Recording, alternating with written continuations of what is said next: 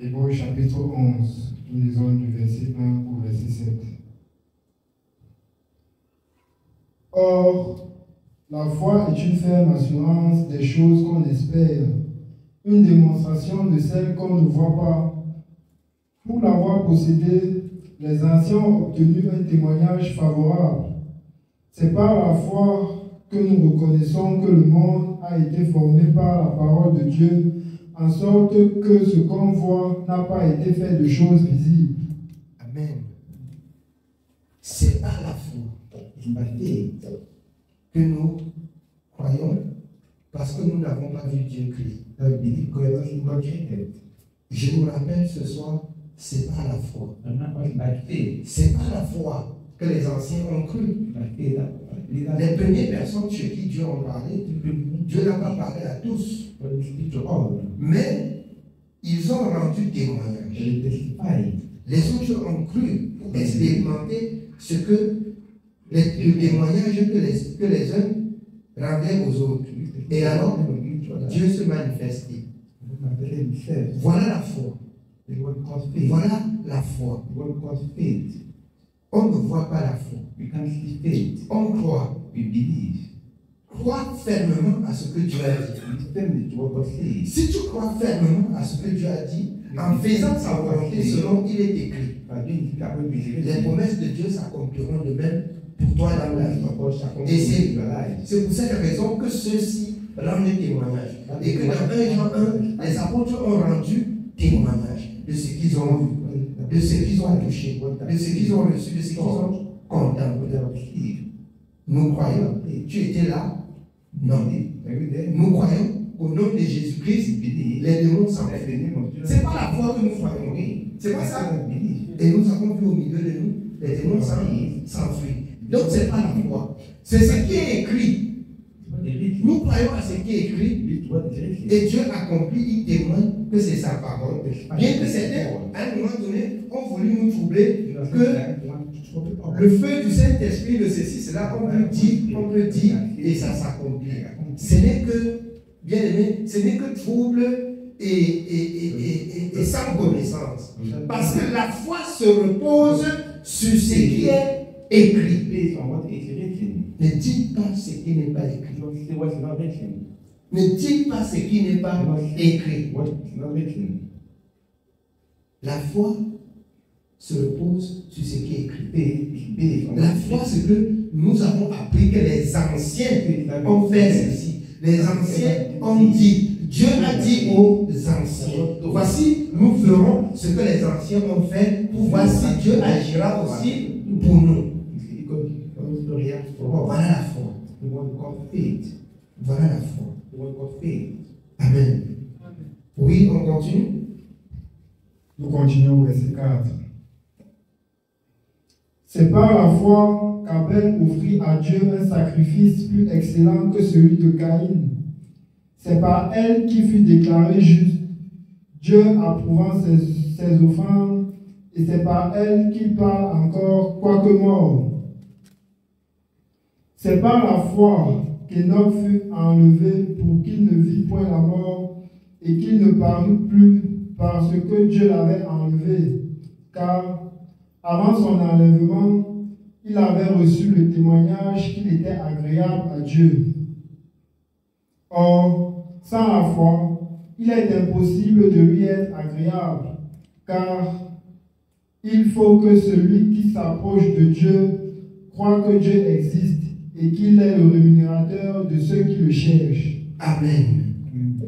Il faut que ceux qui s'approchent de Dieu croient que Dieu existe. Il faut que ceux qui lisent la parole de Dieu croient que c'est la parole de Dieu. Deutéronome 4, comme dans Apocalypse, sans rien ajouter, sans rien retrancher. Parce que tu ajoutes, ce n'est plus la foi, c'est la fabrication. Tu retranches, ce n'est plus la foi, c'est la fabrication. La foi, c'est fait comme Dieu a dit.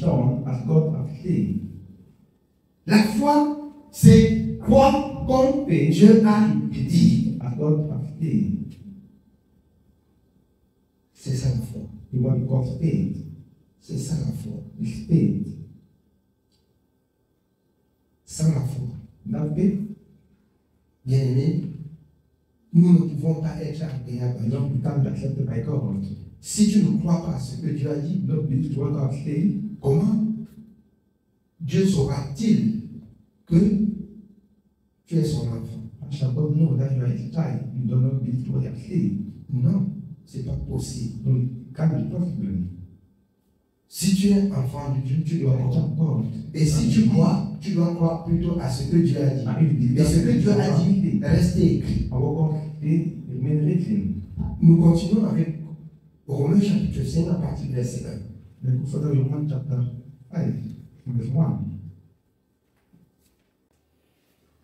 Romains chapitre 5, nous lisons à partir du verset 1. Étant donc justifiés par la foi, nous avons la paix avec Dieu par notre Seigneur Jésus-Christ. Étant donc justifiés par la foi, l'homme est justifié uniquement par la foi. Ta foi est petite. C'est ainsi que tu n'auras pas assez de dons et de force pour servir Dieu. Ta foi est grande. C'est ainsi que tu auras la force de l'esprit et rempli pour servir Dieu. Amen. Oui, bien aimé, on continue. Étant donc justifiés par la foi, nous avons la paix avec Dieu par notre Seigneur Jésus-Christ, à qui nous devons d'avoir eu par la foi accès à cette grâce dans laquelle nous demeurons fermes et nous nous glorifions dans l'espérance de la gloire de Dieu. Dans l'espérance de la gloire de Dieu, nous nous glorifions. L'espérance de la gloire de Dieu est où? C'est écrit. La conduite de Jésus est où? C'est écrit. C'est mentionné. Et je vous rappelle encore ce soir, c'est ici la parole des apôtres dans 1 Jean 1 qui disent ce que nous avons vu, ce que nous avons touché, ce que nous avons contemplé. Nous venons vous transmettre afin que vous aussi, vous croyez, vous ayez les mêmes sentiments, les mêmes communions, les mêmes partages avec nous. Parce que par la suite, il dit, leur communion est avec le Père et le Fils.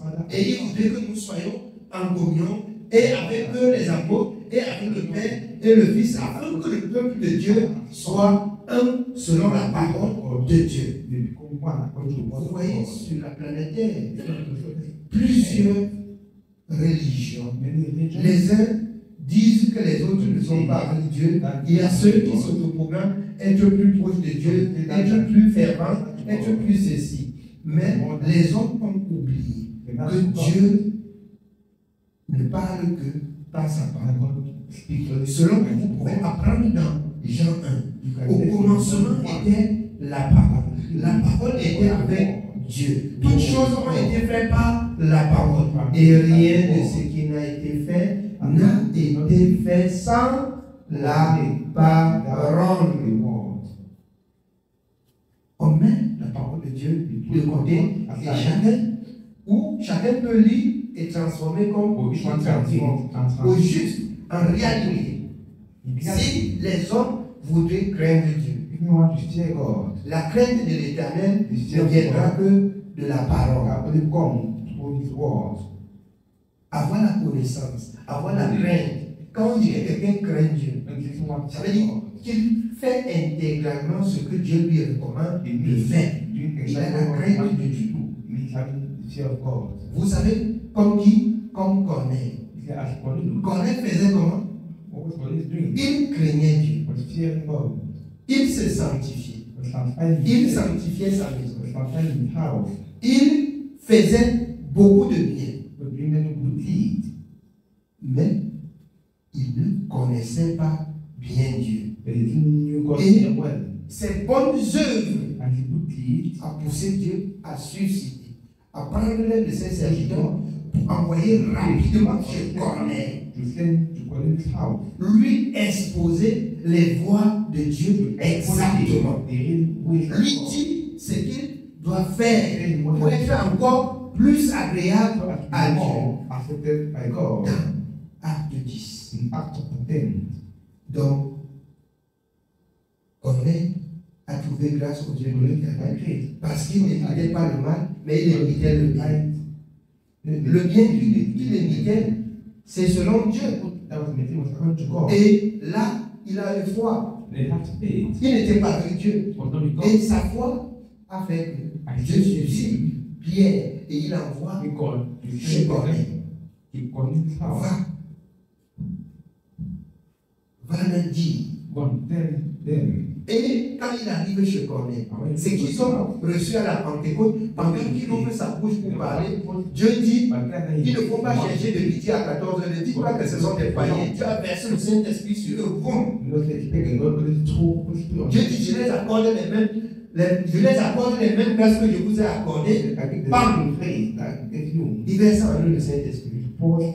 Pierre se trouve bloqué et dit, mais si Dieu les accorde la même chose qu'on a reçu à la Pentecôte, nous avons reçu l'eau du baptême, pourquoi on doit les refuser l'eau du baptême? Venez et soyez baptisés au nom de Jésus. Voilà ce qu'ils ont appris, voilà ce qu'ils transmettent. Ça reste écrit. Ça reste écrit. Ainsi, la foi vient de ce qu'on entend. Ce qu'on entend qui vient de la parole de Dieu. Amen. On continue. On continue au verset 3. Bien plus, nous nous glorifions même des afflictions, sachant que l'affliction produit la persévérance, la victoire dans l'épreuve, et cette victoire, l'espérance. Or, l'espérance ne trompe point, parce que l'amour de Dieu est répandu dans nos cœurs par le Saint-Esprit qui nous a été donné. L'amour de Dieu est répandu dans nos cœurs par le Saint-Esprit qui nous a été donné. Même si on souffre, on ne regrette rien. Si on souffre, on ne doit pas souffrir comme pécheur. Selon l'apôtre Paul dans le livre des Thessaloniciens, on ne doit pas souffrir comme s'ingérant dans les affaires d'autrui. On ne doit pas souffrir comme dans la main le péché. Si on souffre parce qu'on a prêché la parole de Dieu, cette souffrance va produire plus tard la paix, la vie et le repos. Voilà cette souffrance qui est agréable. Amen. On continue. Nous sommes au verset 5. Or, l'espérance ne trompe point, parce que l'amour de Dieu est répandu dans nos cœurs par le Saint-Esprit qui nous a été donné. Car, lorsque nous étions encore sans force, Christ, autant marqué, est mort pour des impies. À peine mourrait-on pour un juste, quelqu'un peut-être mourrait-il pour un homme de bien. Mais Dieu prouve son amour envers nous en ce que, lorsque nous étions encore des pécheurs, Christ est mort pour nous. Christ est mort, le juste pour les injustes qui nous sommes. Nous devons reconnaître. Nous devons reconnaître que Christ a souffert la croix pour nous racheter de notre perdition, de nos péchés, de notre incrédulité, de notre rébellion. Nous devons reconnaître cela. Et celui qui a reconnu cela, lorsqu'il vient à l'église, il meurt avec Christ. Il ne pêche plus. Les gens qui écoutent cet évangile, ils se posent des questions à savoir si les hommes peuvent vivre sans péché. Oui. Yes, can't. Oui. Yes, can't. Qui est celui qui a dit j'ai combattu le bon combat de la foi? J'ai combattu le bon combat. C'est pas Paul. Il est Dieu. Ce n'est pas un homme de la même nature que nous. Il a combattu le bon combat et il a gardé la foi.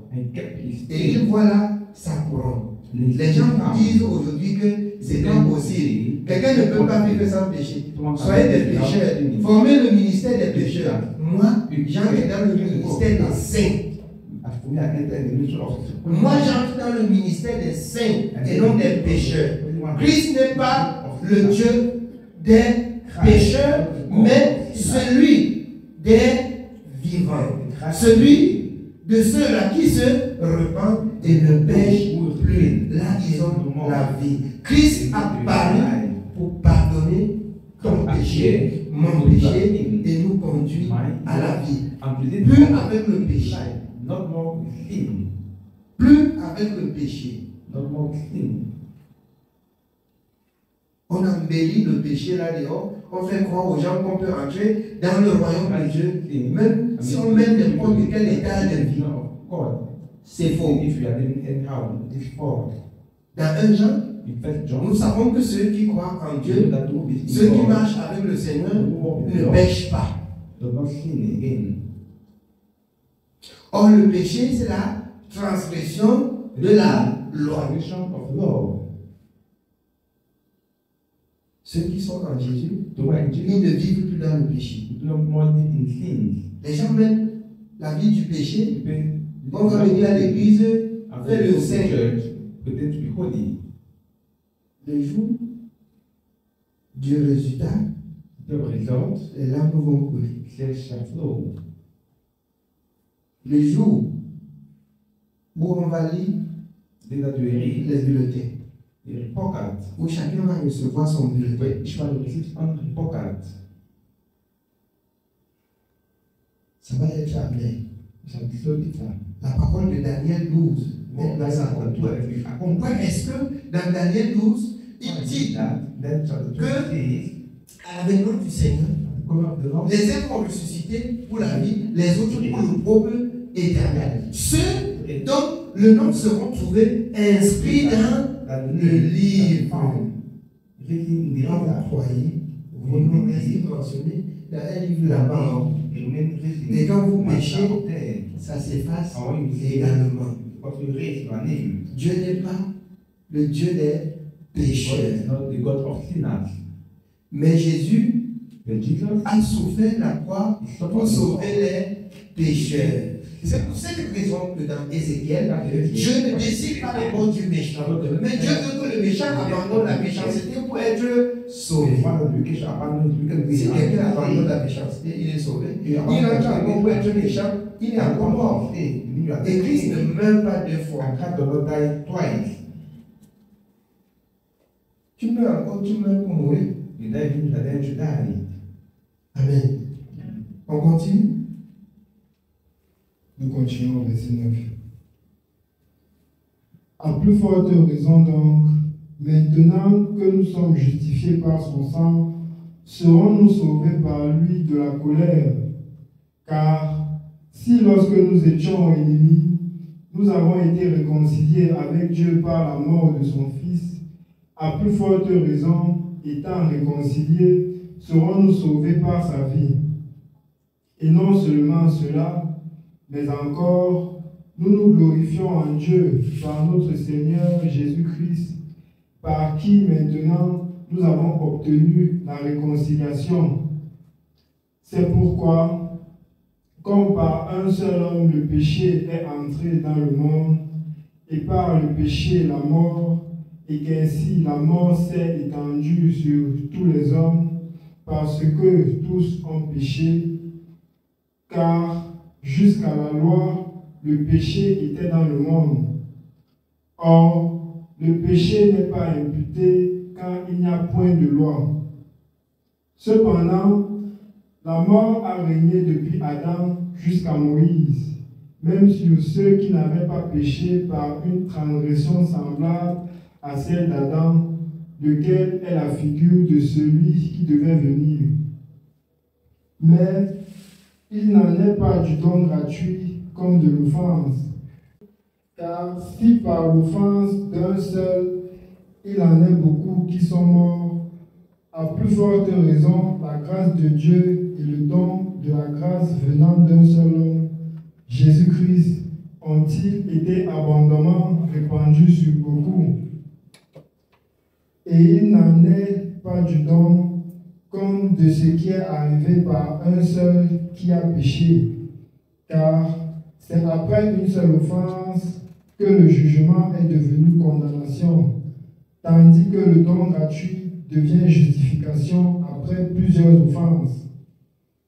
Si par l'offense d'un seul, la mort a régné par lui seul, à plus forte raison, ceux qui reçoivent l'abondance de la grâce et du don de la justice régneront-ils dans la vie par Jésus-Christ lui seul. Ainsi donc, comme par une seule offense, la condamnation a atteint tous les hommes, de même, par un seul acte de justice, la justification qui donne la vie s'étend à tous les hommes. Car, comme par la désobéissance d'un seul homme, beaucoup ont été rendus pécheurs, de même, par l'obéissance d'un seul, beaucoup seront rendus justes. Amen. Il s'agit du péché d'Adam et Ève dans le jardin de l'Èden, qui se répand sur toute la surface de la terre. Par un homme, le péché a rempli le monde, et par un homme, le péché peut aussi s'effacer dans le monde, à savoir Jésus-Christ. Ceux qui acceptent, vous avez vu Abel et avec Caïn.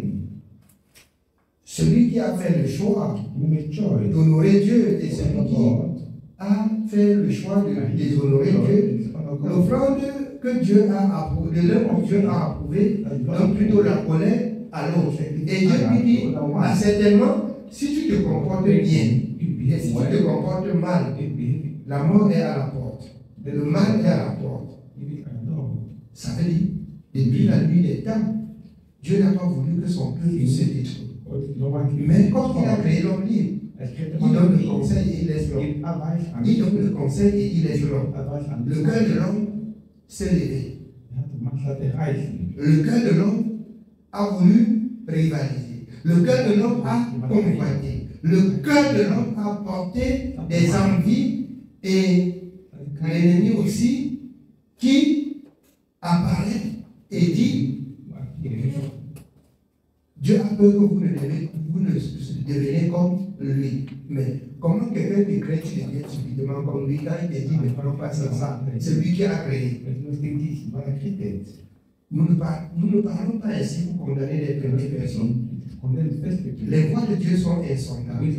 Mais au jour d'aujourd'hui, comme c'est écrit de même dans Hébreux 4, si nous entendons sa voix, n'endurcissons pas nos cœurs.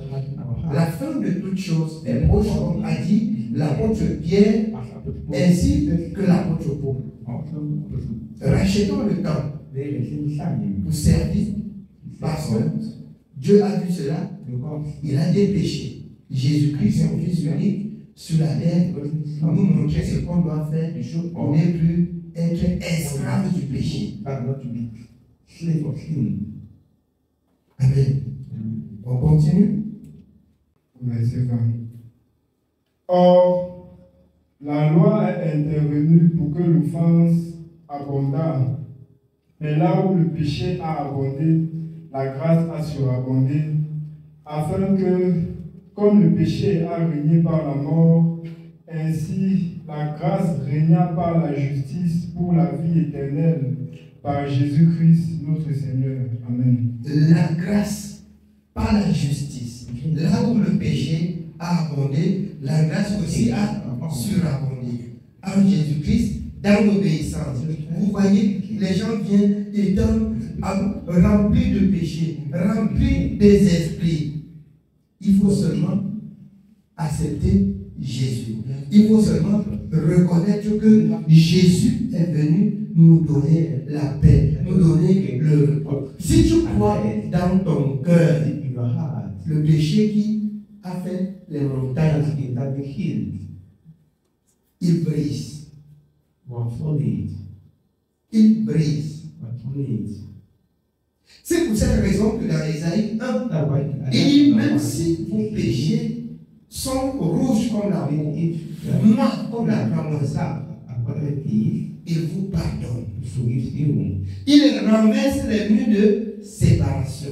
From the world, Si vous croyez, si vous acceptez, si vous croyez de tout votre cœur believe it all your heart. que la parole de Dieu, That word of God, c'est la parole de la the vérité. word of truth. Amen. Que le Seigneur nous bénisse. C'est le message de ce soir.